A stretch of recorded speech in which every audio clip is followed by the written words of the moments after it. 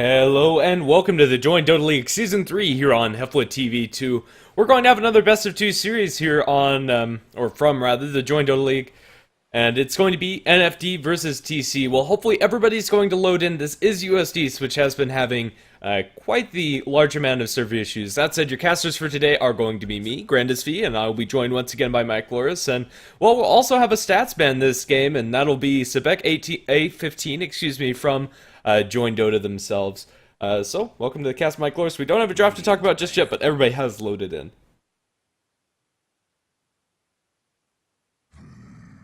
Oh, I think I'm joined by Mike Loris for this game. Oh. Hello, hello, hello, hello. Hello! Yeah. Okay. Yeah, just had to mash the mute button until it finally unmuted me. I hate Skype so much, but yeah, it's gonna be nice having a stat man. I've only casted with someone doing the stats once before, and just having a little bit more intelligence is always really nice to see if we're actually correct in saying things or if we're just crazy. Absolutely. Um, yeah, it'll be interesting to see. But what's not so interesting is the bans coming out from both these teams. They're pretty vanilla. Just Faceless Void, Razor being banned up by the Thundercats, Doom as well as Brewmaster banned up by No Fear Dota, but that will leave the Lycanthrope first pick available for No Fear Dota, so they'll snag that one up for themselves. You usually don't see him in the pool, but when he is, he's usually first picked. And if you're Dota, though they are on the Radiant, they will still have a very, very powerful hero like the split push and the single target damage that you get from the Lycan cannot be underestimated. It also opens the door for unit pushing. If you pick up an Enigma for Eidolons or a Nature's Prophet or something like that, then you could be doing a lot of damage to towers. But I'm kind of hoping for something cool from the Thundercats. Like I have seen them run Omni Knight a couple of times, and well, he's pretty good against Lycan. The Repel doesn't do that much, but having that heal and the Guardian Angel could be really nice. So maybe Thundercat's going to pull something like that out of the hat. Yeah, I don't know, I'd love to see it, or maybe just go really aggressively up against this Lycanthrope and pick heroes that can um, abuse the fact that he's probably not going to build a BKB first, or at least doesn't want to. Yeah, BKB first for Lycan is still a very powerful way to go, but generally it's not as powerful as going for that Necrobook, getting the Zoo, and that's of course after the Vlad, so you get that early damage and survivability for your Wolves. It's more or less a cut and dry build for Lycan. You would very rarely see any deviation from that, and I don't know if this is going to be an exception. It's really going to be in the fourth or fifth pick from the Thundercats that determines ultimately what the Lycan is going to build, but I'm expecting something pretty normal for him at least for now. Yeah, as the Thundercats open up with Shadowshun Tidehunter as their first two picks.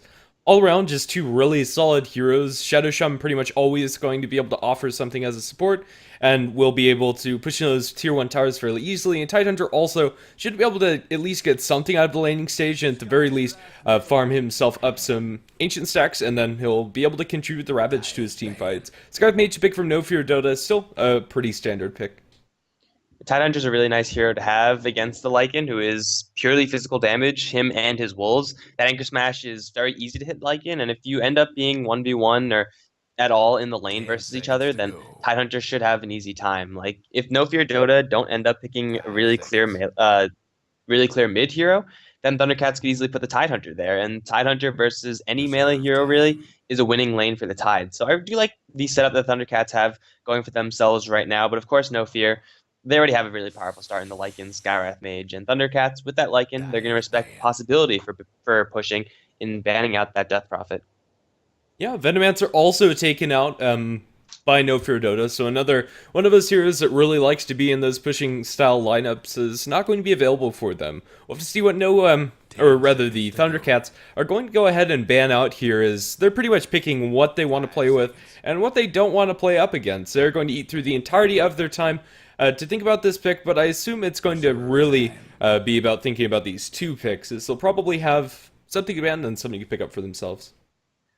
Yeah, the Venomancer is something that would actually be pretty good for No Fear, but Venomancer is also a great hero at counter push, so that could be what they're setting up for as the Thundercats. They third pick the Treant Protector. Unfortunately, I think this means that we're not going to be seeing an Omni Knight, though I do still want to believe. It doesn't really look like that's going to happen. Already having two strength heroes that are melee is never really a great situation for an Omni Knight, so unfortunately maybe next game. But Tidehunter Treant, it's again a really tanky front line, and it really does help in as far as the survivability of the entire team, just to have so much bulk. on your team.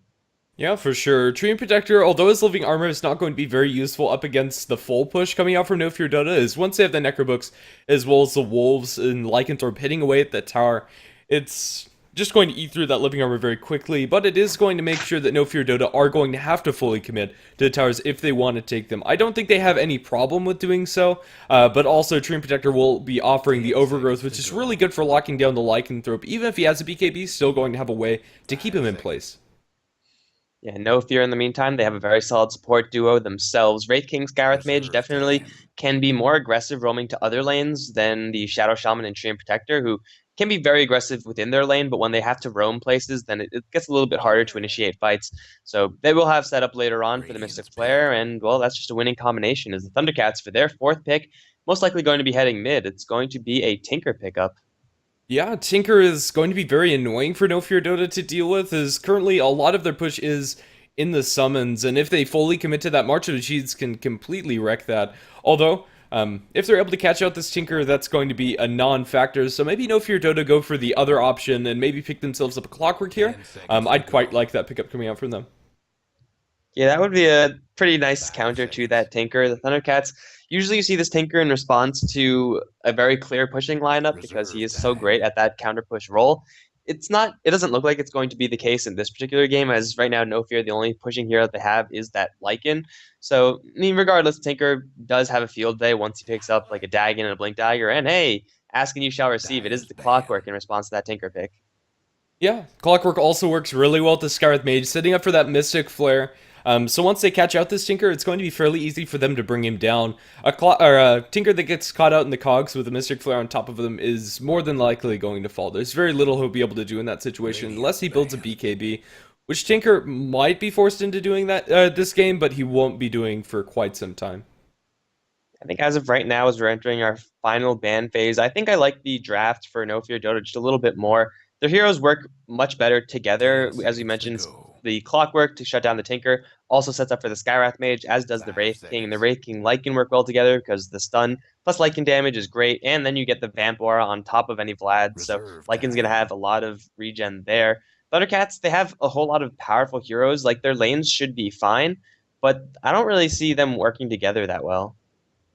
Yeah, I don't know. Their high ground defense is really good, but I don't know. It just seems like a bunch of good heroes in a vacuum that are kind of mushed together in the Thundercats lineup. I'm not sure if there's going to be a fifth pick that's going to glue all those together. Honestly, I just don't see it. I do like the ban though from No Fear Dota and that Spectre. I feel like something super late for the Thundercats should be what they want to do with this lineup, having that Treant Protector for the early aggression, and really all four of the heroes right now. Although the Tinker can scale up later, they can play this super defensive, turtley kind of lineup versus No Fear. It'll be dangerous versus a Lycan, but Lycan at the end of the day may not be able to, carry the entire game by himself if Thundercats do pick up something extremely powerful.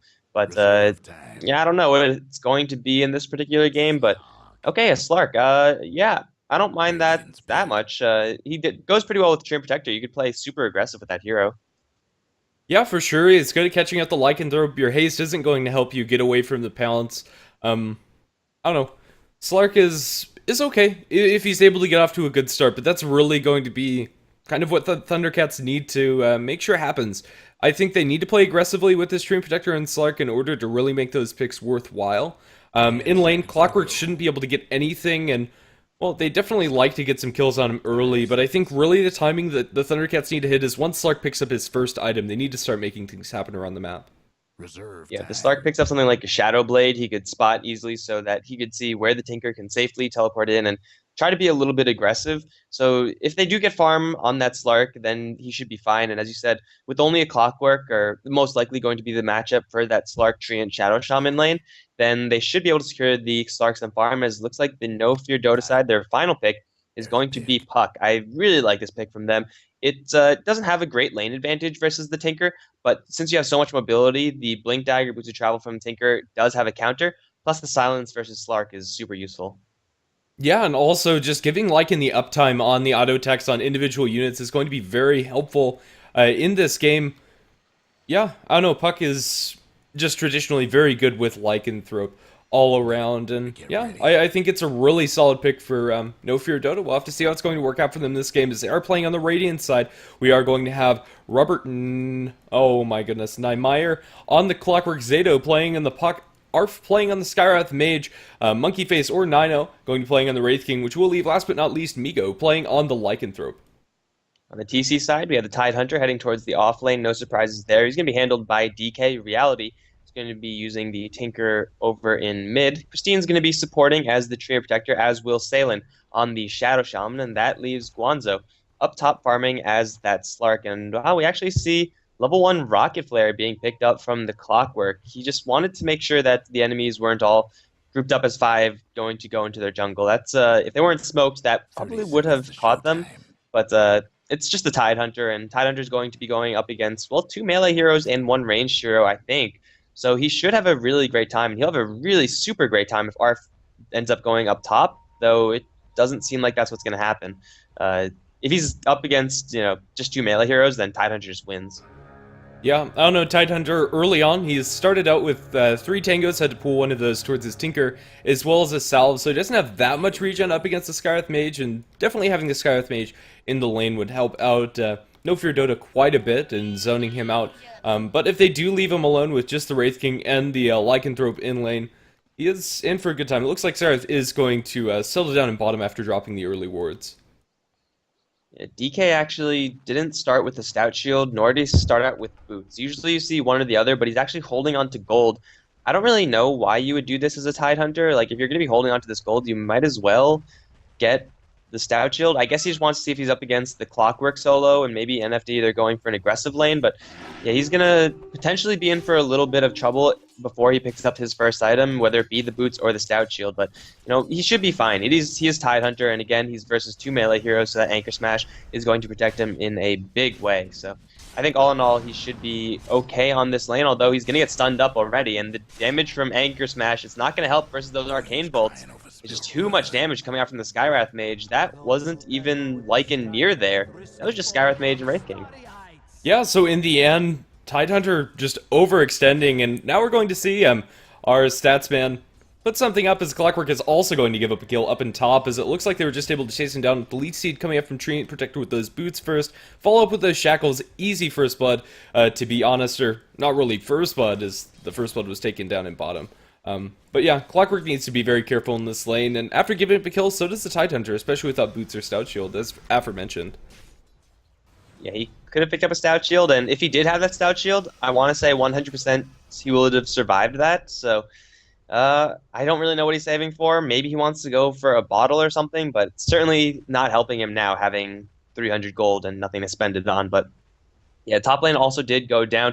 Clearly, both of these teams are capable of getting kills, and we often make note of Treant Protectors that don't go for boots first, because we do like, well, pretty much everyone likes to see a Treant Protector that's roaming the map and being super aggressive with Leech Seed and high base damage. This game is no exception, because they have Clockwork pinned now, and Treant Protector going to get in for a little bit of body blocking. He's going to think about casting Leech Seed, but he actually gets interrupted by the first battery assault.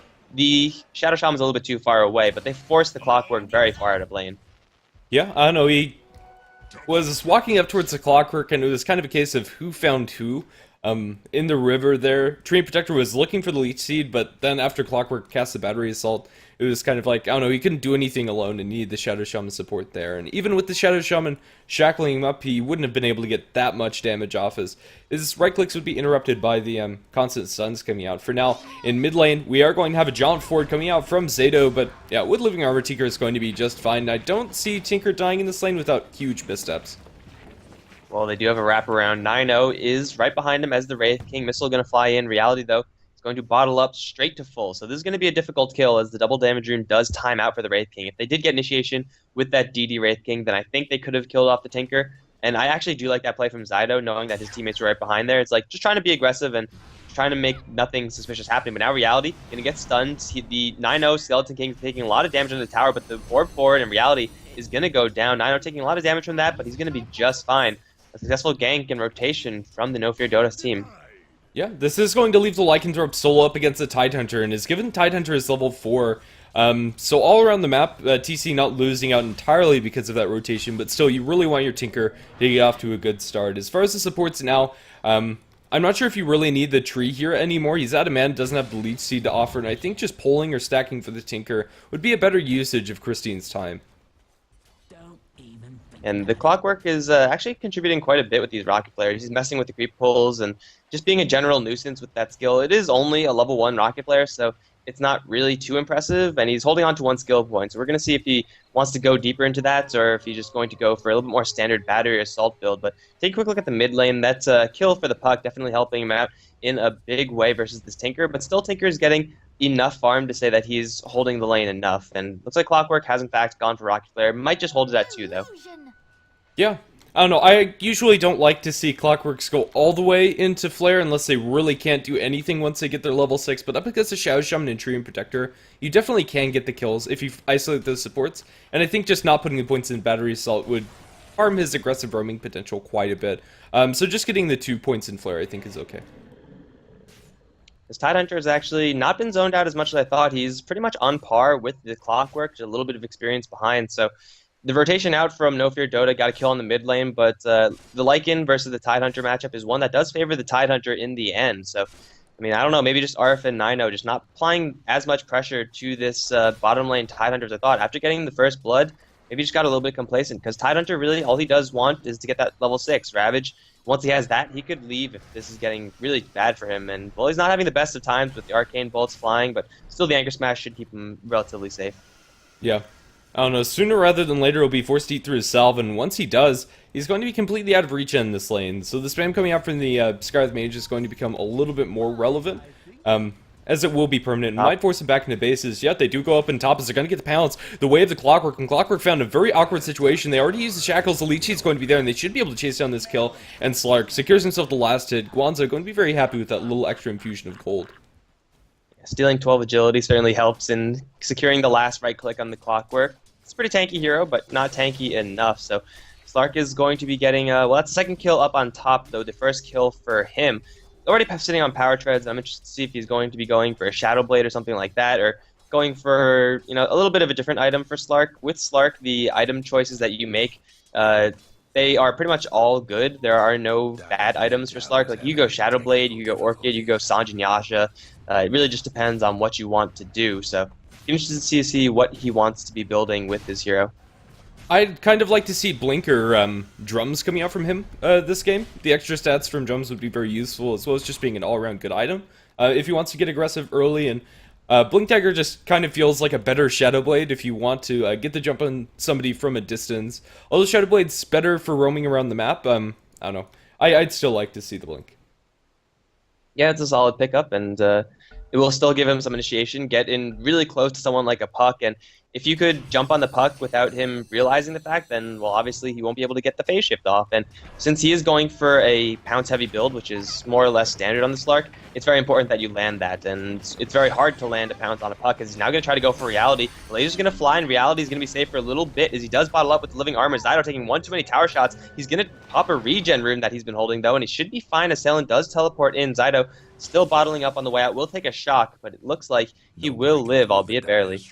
That was a really late Tree and Protector Living Armor coming out in the Tinker. I thought they'd spend that a little bit earlier, but in the end, it didn't really matter. I think it was perfectly timed coming out from the Tree and Protector as well. Down in bottom, we have a lot of action going down as Slark has joined the fray, and well, Skyward Mage under the tower doesn't look like he's getting out of there alive as they lose the Lycanthrope as well. Tidehunter got very low. That was the first usage of Ravage, just catching him out as they were going on him under tower. And now, Tier 1 tower down in bottom is probably going to be denied up, so a lot of gold going to be denied the way of NFD, as well as losing the Lycanthrope. Not a great way to start out this push. I'm not sure why they're not denying it, actually.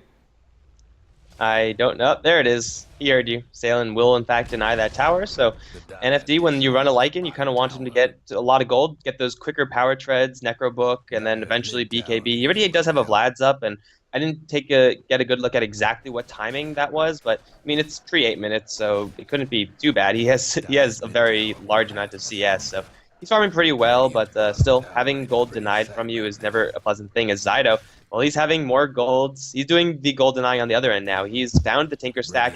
He's clearing some of it off, although the puck isn't that healthy. He will be forced to back off. But yeah, the Tinker has been stacking up this hard camp, and he's done it 3 times already.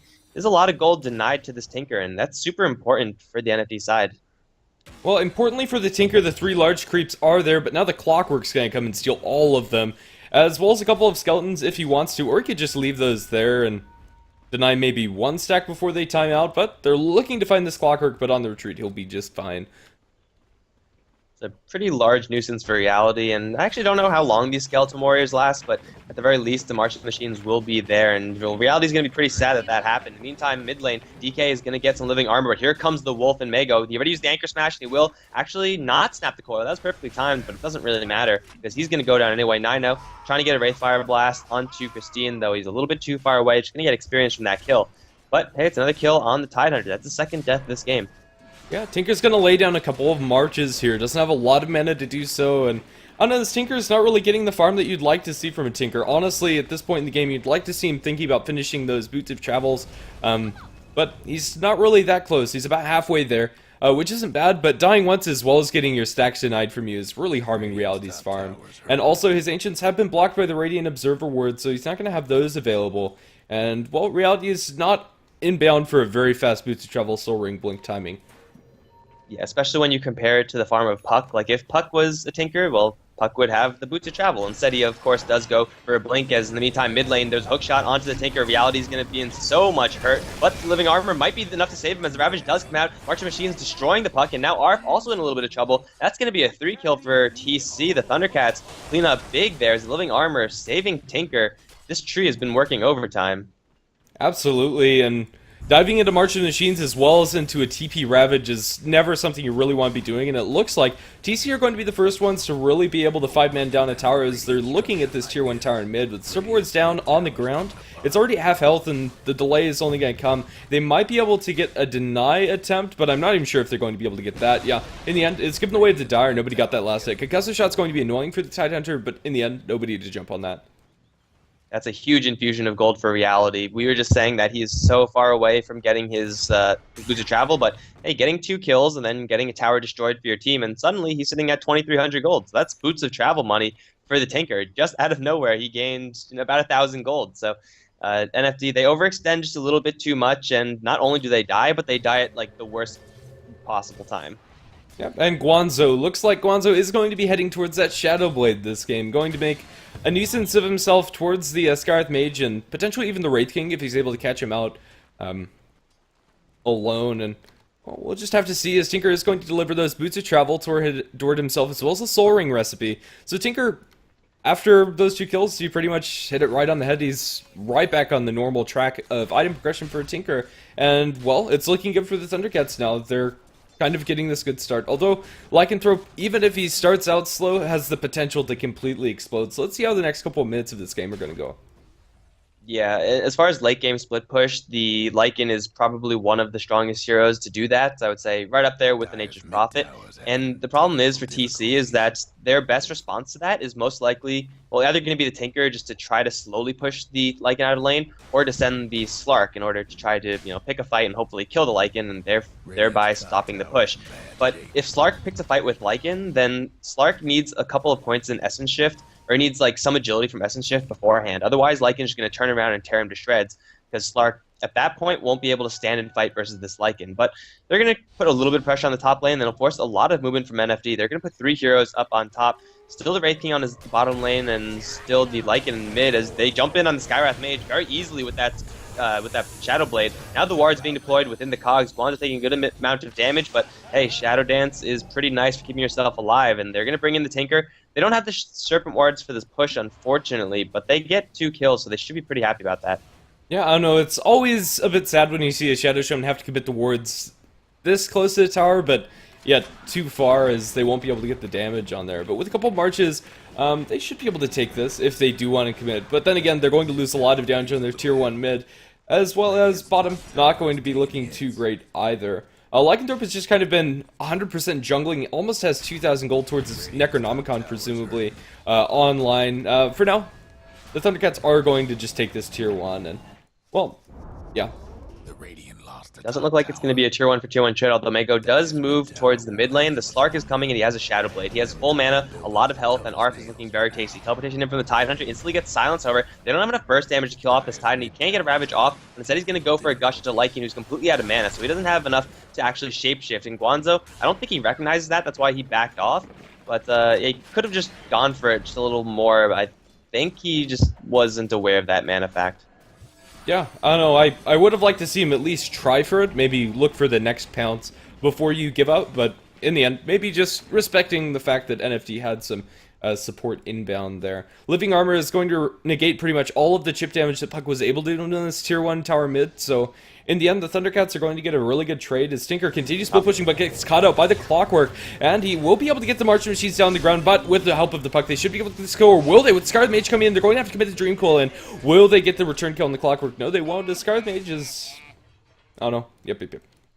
Already back. Guanzo's looking for blood. He's going to just dance around the Lycan, and Lycan looks like they both didn't see each other, so that was pretty awkward. But yeah, Tinker getting a little bit too far out of position, and well, that's the pick of the Clockwork really coming to fruition for NFD. That's what you would expect for that hero. It is only level 1 hookshot, so the range can increase from here on out, but as far as stopping a Tinker from doing boot to travel Tinker things, you can't really ask for a better hero to do that. Then the clock is now Guanzo stalking Zydo. He's going to get pounced upon, he's going to try to phase shift, but Anchor Smash, stand the pack. That Puck just got destroyed. Yeah, Puck usually fairly easy. Oh my goodness. It's fairly easy for a Puck to avoid those types of ganks, but when you're not expecting it, you only have the one phase shift and no Illusory Orb at your fingertips, it's very easy to burst him down. He's a fairly squishy hero, especially without Power Treads completed. Was just a very easy kill for the Thundercats to clean up. Yeah, the Clockwork, he has this hookshot off of cooldown now. He's going to be going for that Force Staff first. Going to be useful at kiting the Slark, as well as just a generally good item on your Clockwork, so you don't have to fully commit to the cogs. And, well, we'll have to see how he's going to use that, as he's going to complete that very soon. As far as Slark's next item, what do you think it's going to be? 1700 gold currently. Well, I think it's a little bit too late for the Blink Dagger. I mean, Blink Dagger Shadow Blade seems like it's a little bit of overkill. I'd like to see something that just does damage. A Basher or a Sanjin Yash, something like that, is now going to go for Mego. He can do so much damage as DK does come in to secure the kill and also kind of block the escape from that Lycan. It's hard to say that the Slark needs more damage after seeing him destroy a Lycan that fast, but pretty much that's only Dark Pact and Pounce. Something like a Basher would be pretty nice to keep that Lycan in place, though he could just go super defensive and get a BKB, because he does have to worry about a lot of magical damage in the Skywrath and the Puck, and if he gets caught within a cog with Mystic Flare on top, Shadow Dance is not going to save him. Yeah. I also wouldn't be entirely opposed to a Manta Style. Would give him some really good stats, as well as being able to jump out of the silence coming out from the Skywrath Mage and potentially disjoint the Wraith Fire Blast coming out from the Wraith King. But then again, it's kind of a non-committal pickup. I think if you're going to go defensive, just go BKB. If you're going to go aggressive, just go Basher. So for now, we're just kind of waiting for the next push to come up from NFD, as they're going to group up towards mid. But Tinker's, I don't know, just been happily farming up, and now he'll be able to drop some marches down in mid. And I'm not sure if this is going to be successful unless they catch out Reality. He is rearming. That's a fairly easy setup for the hookshot, but Clockwork's way too far back. And yeah, that's going to be it. Guanzo jumps into Mego, and the Mystic Flare, though, destroying that Slark as promised. DK stuck at the cogs, though. He will get the Ravage off onto 2. He's kind of trapped. He doesn't support his Serpent Wards do get deployed, and DK slowly trying to slip out of here. He will pop with the Reincarnation. Salen's still in his wards, going to try to find some cover there, but he will not last very long. Where's the Slark? He had to retreat because of that damage. Reality will throw one more set of missiles, but NFD, they end up backing up right into their Slark. Like, Slark was near the hard camp that, well, they're currently around, and the fight didn't look like it was going to end up there, as Reality's going to get reinitiated upon. He doesn't have any skills. He's also silenced. Jump in for Guanzo. He's going to land into Arf. Will destroy that Skywrath Mage, and 9-0 is going to get overgrown to the floor. Guanzo still going to town, though he's running out of health. He will get the kill and then pounce to the south. It looks like he'll be just fine, as he does get that regeneration start to kick in, and Christine also trying to run away. TCA, it looked like it was going to end mediocre for them, but now they're going to re-engage onto Mego. Guanzo's doing so much damage, though he does end up going down. This Slark just not durable enough to do that. He didn't regenerate up all the way to full. But still, they're getting kill after kill after kill, and Slark is currently at 7-1-4. Ultimate Orb is the pickup, so possibly we'll be seeing an Eye of Scotty for him, a good mix of damage and survivability. But NFD, they just got destroyed in that fight. Yeah, I don't know. At the end, maybe if they had living armor on the Slark, he would have survived longer. I'm not sure if I saw the cooldown on that coming up from the Tree Protector, but in the end, still, this Lycanthrope really hasn't been able to get his feet off the ground. He's going to be going towards that BKB first, which is generally considered your fighting build for the Lycanthrope, and it's just going to stop his pushing power a lot. This is not going to be the scariest Lycan you have ever seen. He doesn't have other supports, other heroes to back him up as far as supporting the summons-based push. So without the Necronomicon, the towers actually aren't going to be looking too shabby. On the side of TC, they should be standing pretty strong with the living armor, and I don't know, with their ability to fight as they jump in mid, presumably. With this, they will get vision, but it won't be enough to save Arf or Will. The Cogs are going to destroy things, and now the Sky with Mage ulti inside the Cogs, and Force Staff away from the Clockwork. He's getting living armored up, however, and now pounce forward. He will be able to destroy the stun, or no, he won't. He will actually get the stun for breaking the, excuse me, Dream Cool, but in the end, it's not going to save the puck. The Clockwork Flare is going to secure the kill onto the Slark on the backline, so in the end, a 1-for-1 trade, a very messy engagement. DK's still looking for Arf, but unfortunately he backed off and did a little bit of stutter step action. Yeah, the Clockwork, as we mentioned before, has actually gone for maxed out Rocket Flare, and that's been very useful for him. Though he is at this point maxed out in Rocket Flare and the Battery Assault, it has just been working out very well for him. TC, they end up losing their Slark once again, so it's 2 quick deaths for him. So his item progression is going to be slowed down by quite a bit. But those are some pretty brilliant cogs by Robert Niemeyer. I mean, I don't really know how he managed to land it like that, but he peeled away the Slark from the Skywrath while at the same time setting up for that Mystic Flare. And again, Slark, he is capable of doing a lot of damage, but if you're caught in that Mystic Flare, you only have 1,000 HP, which is decent with the Strength Treads and Ultimate Orb, but Skywrath Mage does do a lot more damage than you have health. And TC, they also did not deploy Ravage, nor did they use the Serpent Wards in that skirmish. So on NFD, they take a nice break there, but looks like Roshan is going to be the attempt for TC, and NFD, they are way too far away to defend this. They're going to try to split push and get something else around the map. Yeah, they will scout this out with the Clockwork Flare, and it's not the fastest Roshan, though they do have Serp Wards to expedite this. I don't know, this could be a very precarious place for them to fight with the Blink Dagger on the puck. And, well, Slark's left inside the pit. They're going to jump on him, and, well, do they find him? No. Guanzo going to be escaped with the Shadow Blade as there's no detection on the puck. And for now, that's going to be all she wrote. Living armor as well as the regen on the Slark. He might go onto Arf, and Arf is just going to be blown up. But the Sky with Mage ulti going to do about half damage on the Slark, but he's not falling low enough as Robert Niemeyer is going to force staff up the high ground. Puck goes in for another time with the Dagon. We'll be able to bring down the Slark hookshot in onto the Tide Hunter. The Overgrowth not really going to save him there, but Robert Niemeyer might be in a bit of a sticky situation as this March of Machines might be enough to bring him down. They need a little bit more damage. It won't be enough. In the end, the Rockets are not going to go towards him as the Lycanthrope runs through the March and probably just going to be forced back. I don't play Tinker that much, but it looked like the Tinker could have lasered from the high ground and just gotten that kill. I mean, that obviously must have been a little bit out of range, but if so, that was very, very close. So, wow, they all had brown boots. Okay, Sailing going to jump in right onto this puck, sheeped up, and he's going to be brought down really quickly. Now Wraith King, he's 5 seconds off his reincarnation, but it looks like he should be fine. TC take a fight that, well, normally you would expect many of the members for the Thundercats to be in a fight at any given time, especially with that Tinker, but Tinker was a little bit late to that party. I don't really know why he was, but by the time he got there, the Slark was long dead, and that's not a fight that you want to take, as now they're going to, once again, look for initiation. Mago, though, chilling in the trees, is going to get pecked at by some Wild Wings, but it's better than dying, and they're going to go right back into the Roshan pit. They brought it down to about 1/3 of his HP previously, and they're going to go in to finish the job, although there are wolves to scout, and there is going to be a Rocket Flare incoming, so they have to make sure that this Roshan doesn't get jacked, and it could be a very precarious situation for them. Yeah, Tinker picks up his own Dagon after the boots have traveled. The Wolves are looking pretty healthy, although eating a decent amount of Anchor Smash damage. Anchor Smash doesn't work on Roshan, so I assume he's just trying to kill these Wolves. But the Wolves are going to time out. Will they be able to jack the Aegis here? Nope, Slark picks it up and was killed by the Dire. So in the end, no trades as for now. They're going aggressively into the enemy woods. The Slark leading the charge with Shadowblade. Who's he going to go on? He's going to find out Arf on the backlines. However, they get a beautiful Dream Cool onto 3 with a follow-up coming out from the Wraith King. It looks like he's going to die here, but that'll just apply the slow because he does have his ultimate up. They dropped the Serp Wards onto the ground and lost their Sky with Mage, but now the Wolf, he's coming through and trying to clean up here as he's chasing a Tide Hunter. He's just not able to find a good target. His living armor is keeping Sail alive. He won't be able to survive for much longer as the BKB going to keep him just fine as Guanzo picks himself up a double kill. Claim to Clockwork as well, and for now, they're just kind of fighting around the Serp Wards. I don't know, Nino might be chased down by DK, and he will with the last Anchor Smash.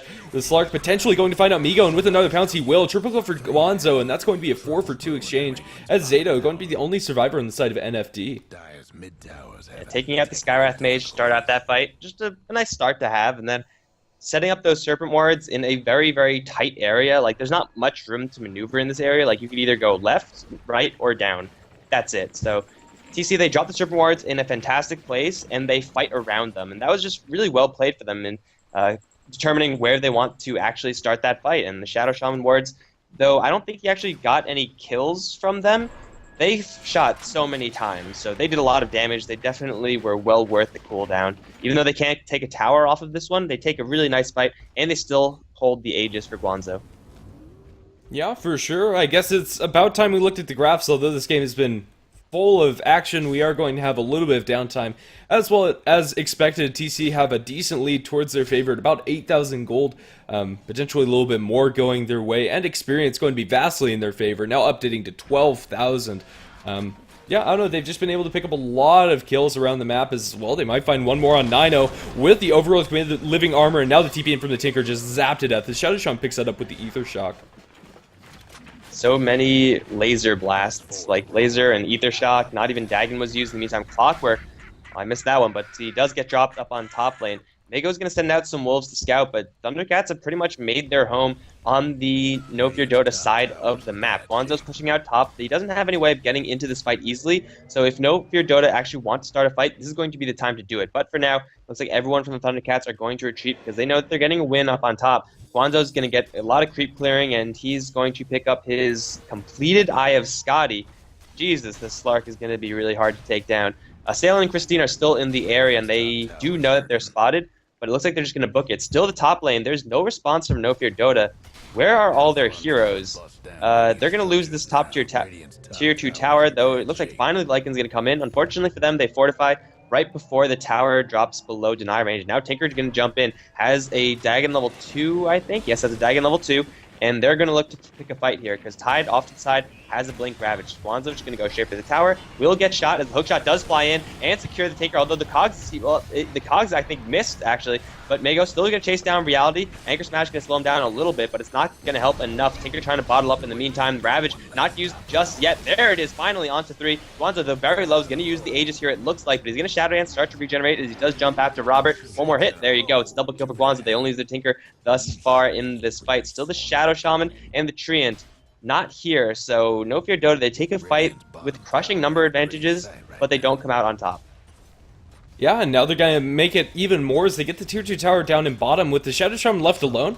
It's just an easy drop of those level 11 Serp wards. Now the tier 2 tower in mid also not looking too healthy as Guanzo didn't even lose the Aegis that fight, using the Shadow Downs to regen up, and now that's a completed Aghanim Scepter on the Shadow Shaman. Just so much tower gold going their way. 4 staffs galore picked up on the Tidehunter as well as on the Treant Protector, both inside of TC, but I don't know, this Slark is really hard to take down. Nino, he doesn't have his ultimate up for another 34 seconds, and he won't lose his Aegis at the very least. And now Slark's still regenning up. He's inside a Sentry Ward. He knows that they have vision. He's silenced up by the Scarlet Mage, but the pounce is going to come off after he purges off the silence, and very well timed. It looks like Wanzo's going to lose his ultimate, or Aegis, or will he? Fighting up against Migo, he will die in the very end as he gets brought down by, I believe, a Rocket Flare coming up from the Clockwork. He will be cogsed in to start things off. 4 staff away, however, and now he's going to be able to purge that off, and with the ultimate, he's trying to focus down the Puck. He is going onto the Clockwork now after the Blade Mail wears off. Tinker secures that with a laser, and now that's all the tier 2 towers down inside of No Fear Dota.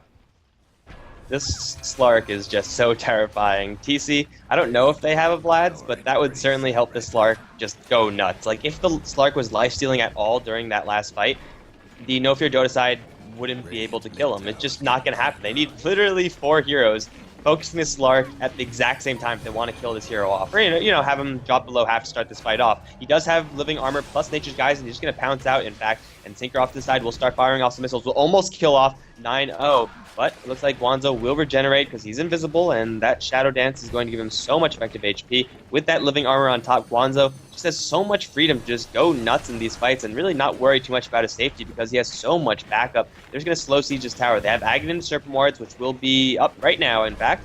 And Nino going to jump forward. Is this March really going to kill him? Oh, the hook shot in onto Reality, however, they don't have living armor just yet, but now Robert's stuck in those cogs. He's going to try to go into 4 heroes, but he's going to get hexed up. Leech see it as well. They're going to bring down this Clockwork pretty easily. In the meantime, Guanzo going to 1v4, but this is going to go very well for him because he's so jacked right now. He's going to go for 9-0, and the Mystic Flare going to completely whiff as Lasso does go off onto R plus the Overgrowth. Going to take out the 2 supports.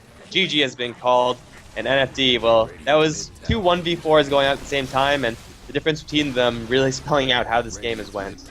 Yeah, pretty much Slark was able to do anything he wanted in those team fights, and I don't know, Slark is a hero. If he's able to get off that snowball start, there's very little that can stop him, and with the Shadow Blade and Scotty at that point in the game, he was just unkillable. He had the Living Armor support as well as plenty of other heroes to back him up and hold people in place, and just as a standalone hero, great performance coming up from Guanzo.